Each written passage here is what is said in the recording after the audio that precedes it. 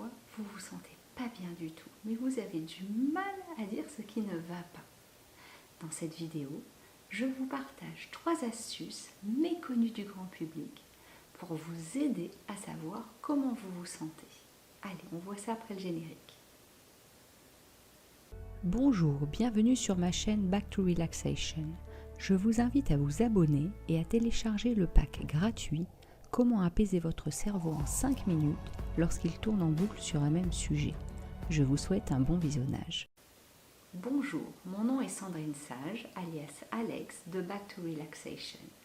Je suis sophrologue RNCP, praticienne en EFT et intervenante en cohérence cardiaque. J'aide les femmes et les hommes qui ont décidé de se renforcer face aux différents stress du quotidien à se reconnecter à leur plein potentiel. Si c'est la première fois que vous arrivez sur ma chaîne, je vous invite à vous abonner et à activer la petite cloche de notification pour être averti en premier de mes publications. Je vous invite également à télécharger le pack gratuit présenté dans le générique. Donc aujourd'hui, nous allons éclaircir un peu ce sujet, comment je me sens. Donc nous allons parler de l'aspect physique, c'est-à-dire comment vous vous sentez dans votre corps. Nous allons parler de l'aspect mental, comment vous vous sentez au niveau de votre tête et dans vos pensées. Et enfin, nous allons parler de votre cœur et donc de vos émotions, comment vous vous sentez émotionnellement. Donc nous allons aborder ces 3 échelles, donc au niveau physique, mental et émotionnel. Ce sont des échelles que j'ai mises en place en fait pour mes clients. Certains clients à qui je demandais mais comment vous vous sentez, ils me disaient mais je me sens mal, oui mais en détail, j'ai besoin que vous m'aidiez à vous aider, comment vous vous sentez réellement. Donc en fait cette vidéo est vraiment destinée aux personnes qui n'arrivent pas à dire ce qui ne va pas réellement. Et comme je vous disais, c'est ce que je propose donc à mes clients. Donc on va voir au niveau, déjà au niveau physique, comment vous vous sentez. On va évaluer en fait sur 10, sachant que 10 c'est vraiment votre niveau de souffrance maximale. Donc au niveau physique, il se peut que vous ayez des douleurs absolument insupportables et que votre sommeil soit perturbé. Ça c'est vraiment le niveau de la gêne physique la plus insupportable. Ensuite, vous pouvez avoir des douleurs qui sont permanentes, être mal dans votre corps constamment et avoir des douleurs. Ensuite, à un niveau moins, vous pouvez avoir des tensions. Ce n'est pas des douleurs, mais vous avez des tensions, par exemple dans la nuque, vous avez peut-être des maux de tête, vous avez peut-être une douleur au niveau du plexus solaire, dans la poitrine, dans le ventre ou dans les jambes. Ensuite, vous pouvez avoir, là on bascule du côté positif, vous pouvez avoir des sensations agréables, vous sentir bien. Et évidemment, le dernier niveau, vous êtes dans un niveau de détente, vous êtes dans un état de détente absolu, où vous êtes vraiment bien, comme par exemple quand vous êtes en état de relaxation, quand vous vous réveillez le matin. Voilà, donc vous voyez qu'au niveau physique, on peut déjà répondre de 5 manières. Donc là, essayez de voir comment vous vous sentez en regardant cette vidéo physiquement. Vous faites tout simplement un petit scan corporel, vous passez en revue votre tête, vos membres supérieurs, votre buste, votre dos, vos membres inférieurs, et vous voyez comment vous vous sentez sur cette échelle. Remarquez que sur cette échelle, j'ai mis en fait une petite ligne rouge qui est très importante et on en parlera à la fin de la vidéo. Il faudra vraiment que vous soyez capable de voir si vous êtes au-dessus de cette ligne rouge ou au-dessous, en vous questionnant régulièrement dans la journée comment vous vous sentez. Ça sera évidemment, vous allez voir, la clé de votre bien-être. Donc là, on a vu physiquement comment vous pouviez évaluer votre bien-être. Et c'était la première astuce. La deuxième astuce, je vous invite à vous demander comment vous vous sentez mentalement. Donc vous pouvez également noter sur 10, sachant toujours que 10 c'est vraiment la souffrance la plus insupportable mentalement. Vous pouvez avoir des pensées en boucle, mais à un tel point que votre sommeil est perturbé. Ça c'est vraiment l'état mental le plus difficile à vivre au quotidien.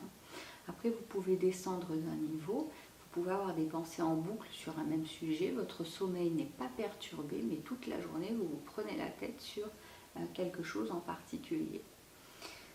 Alors dans ces cas-là, vous pouvez être occupé à faire des tâches. Là, généralement, quand vous êtes occupé, par exemple, à travailler ou à monopoliser votre mental, vous n'y pensez pas. Mais dès que vous partez marcher, prendre une pause, et que vous relâchez en fait ce que vous êtes en train de faire, vous allez voir que ça revient. Votre cerveau vous repropose ce sujet. Donc là, on est dans les pensées en boucle sur la zone rouge.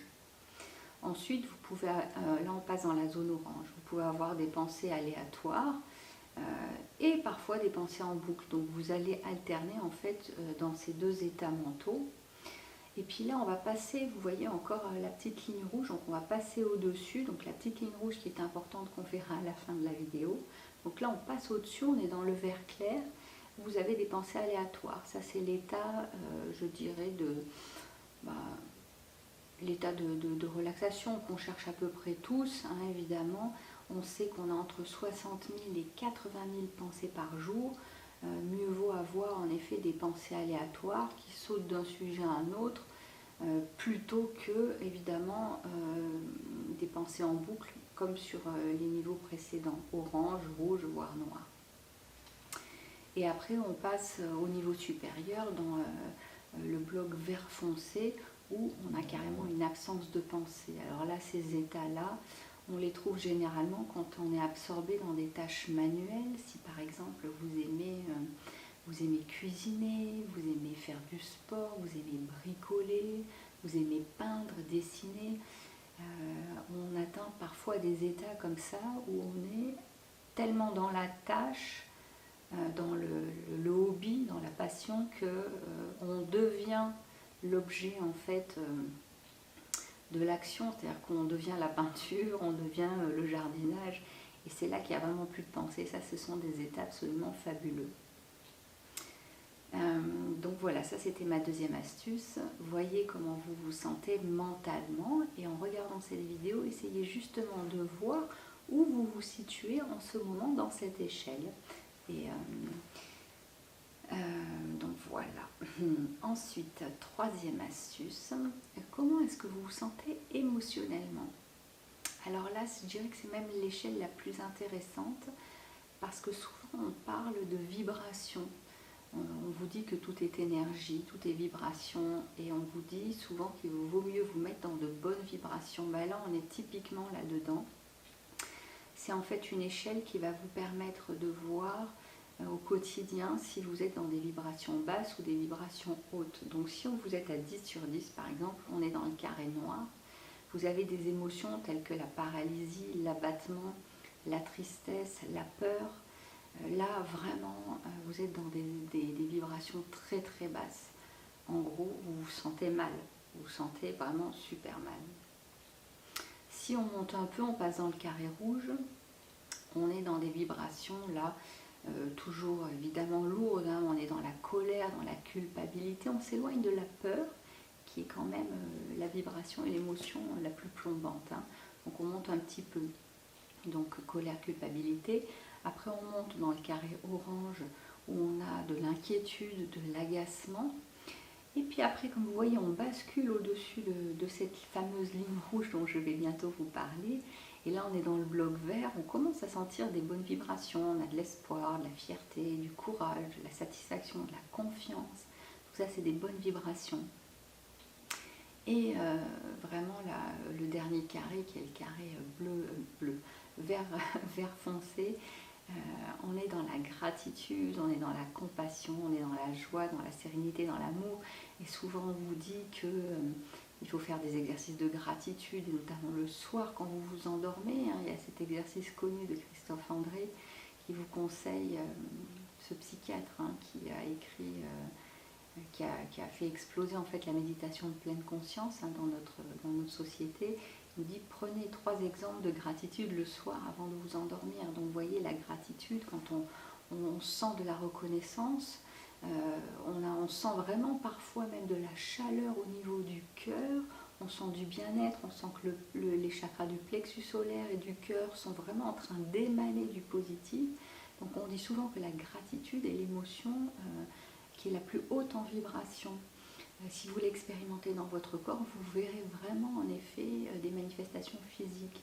Tandis que la peur, à l'opposé, la peur c'est vraiment l'émotion la plus basse en vibration et la plus plombante. Donc essayez de voir en ce moment, pendant que vous regardez cette vidéo, où est-ce que vous vous situez. Est-ce que vous vous situez plutôt dans des émotions positives, donc au-dessus de la ligne rouge, ou plutôt négatives, au-dessous de la ligne rouge. Voilà, donc ces 3 astuces pour savoir comment vous vous sentez. Donc essayez de voir comment vous vous sentez physiquement, comment vous vous sentez mentalement et comment vous vous sentez émotionnellement. Alors, petit bonus dont je voulais vous parler, mais c'est super important parce que vous allez sûrement me dire, mais comment je fais à aller mieux quand je suis bloquée dans ces états où physiquement, mentalement, émotionnellement, voilà, je suis sous cette ligne rouge. Alors justement, parlons de cette ligne rouge. Au-dessous de cette ligne rouge, vous êtes donc dans des vibrations négatives. Tout est intrinsèquement lié, c'est-à-dire que si vous êtes mal émotionnellement, généralement physiquement ça ne va pas être le top et mentalement non plus. Donc quand vous êtes au-dessous de la ligne rouge, vous êtes sous stress, vous êtes dans le mal-être, ce qu'il ne faut pas faire, c'est rester dans ces états de manière chronique. Pourquoi ? Parce que ça va épuiser les ressources de votre corps et vous allez vous sentir littéralement vidé. Alors, il y a une vision que j'aime énormément parce que je suis praticienne en EFT. C'est la vision de la médecine traditionnelle chinoise qui dit que justement, si vous êtes sous cette ligne rouge, donc on parlait de la fameuse ligne rouge, si vous êtes dessous, généralement, c'est que vous avez des énergies qui sont bloquées dans votre corps. J'aime beaucoup cette vision en fait très schématique et très simple du bien-être. Vous êtes mal, ne vous posez pas 1000 questions, il y a des énergies bloquées dans votre corps, c'est aussi simple que ça. Donc quand vous êtes au-dessus de cette ligne rouge, les énergies circulent au niveau physique, mental et émotionnel. Évidemment, c'est l'état à atteindre le plus souvent.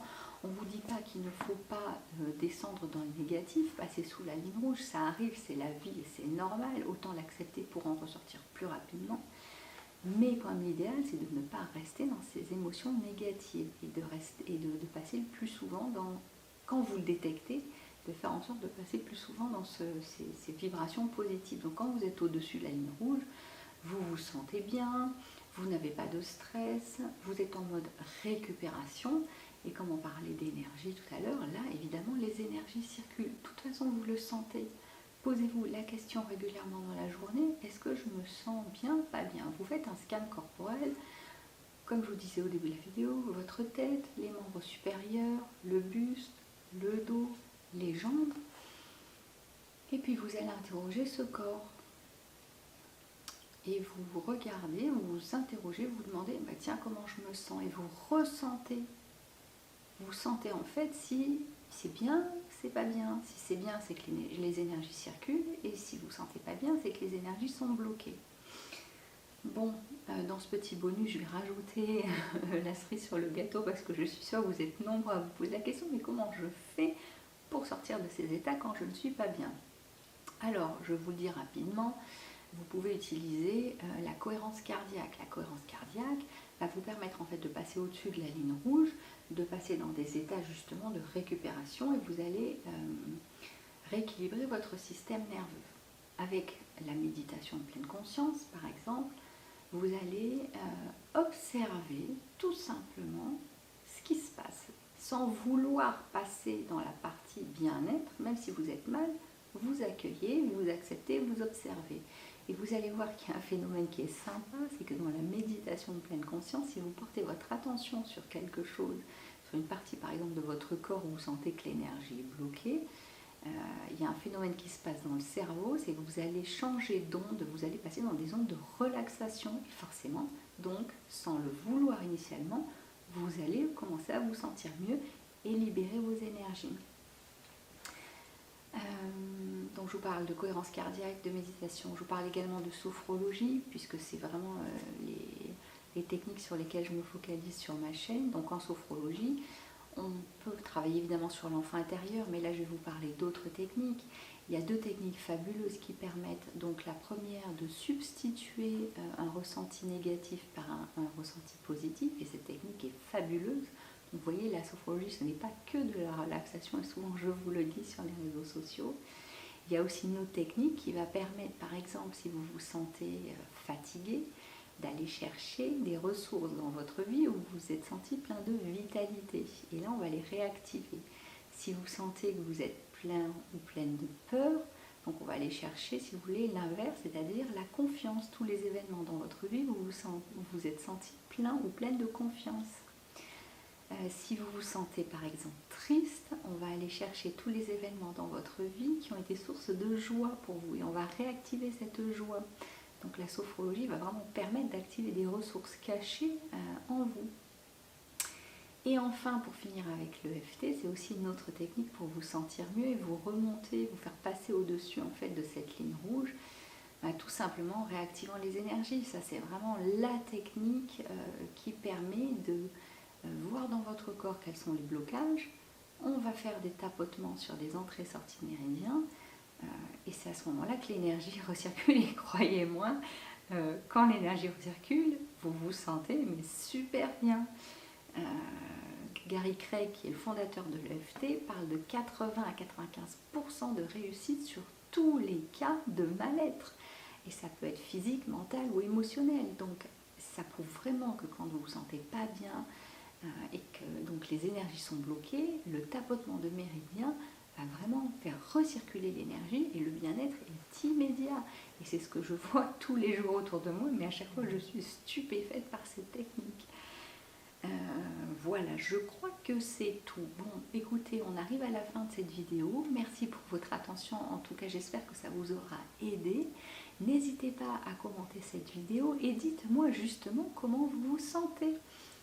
Est-ce que vous êtes capable de détailler maintenant un peu plus votre état ? Alors, si vous avez aimé cette vidéo, n'hésitez pas à la liker et à la partager. En faisant ça, vous m'aidez à aider un maximum de personnes et je vous en remercie. Je vous dis à bientôt pour une prochaine vidéo. Alors là, on va se régaler aussi parce qu'on va parler de ce qu'on appelle l'inversion psychologique. Et donc, quand vous avez un problème, dans un cas sur 2, vous avez un problème d'inversion psychologique, même si vous ne connaissez pas ce terme. Je vais vous le dire en termes plus communs. Parfois, quand vous avez une problématique, vous avez l'impression d'être face à un mur. Vous voulez, mais vous sentez que vous n'y arrivez pas. Vous avez une impression d'auto-sabotage. Et ça, je vais même oser dire que c'est pas possible que ça ne vous intéresse pas, parce qu'à mon avis, vous avez tous été dans ce cas-là au moins une fois dans votre vie. Donc on verra ça dans la prochaine vidéo. Merci et à bientôt.